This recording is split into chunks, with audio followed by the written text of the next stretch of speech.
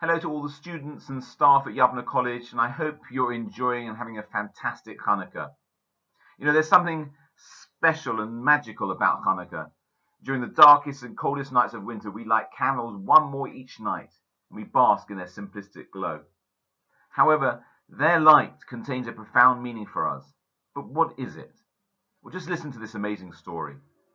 Avram Greenbaum lost his entire family in the Holocaust. And after the war, he came to America and wanted nothing to do with Judaism. He was no longer Avram Greenbaum. Now he was Aaron Green. He moved to Alabama, just happened to marry a Jewish woman there. Now, the day his oldest son Jeffrey turned 13, they weren't going to celebrate his bar mitzvah in shul. But Aaron decided that he wanted to recognize the day by taking Jeffrey to the mall and buying him anything that he wanted. They went to a big electronics store, and while browsing, Jeffrey's eye caught something in an antique shop across the mall. He was mesmerized by it. He couldn't take his eyes off it. And he told his father, "I don't want anything from this shop. I want to go to the antique shop instead."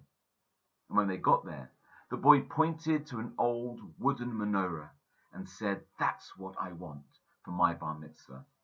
And his father couldn't believe it. He was letting his child buy anything he wanted in the whole entire mall. And this was what he was choosing? Nevertheless, he couldn't talk him out of it. And Aaron asked the shop owner the price of the menorah, but he replied, "Sorry, that's not for sale." So Aaron said to him, "What do you mean? This is a shul, of course it's for sale." And the owner said, "I'll tell you why. I discovered the history of this menorah. You see, a man constructed it during the war. It took him months to gather the wood. It survived, but he didn't. It's going to be a collector's item. It's not for sale." But Jeffrey kept telling his father, "That's what I want. All I want is that menorah." So Aaron Green kept offering more and more money until the owner finally agreed to sell it. And the boy was so excited. He took the menorah home, took it to his room, and played with it every day. Till one day, the parents heard a crash coming from Jeffrey's room. They ran upstairs and saw the menorah shattered to pieces. The father yelled at his son for being so careless, as he paid so much money for it.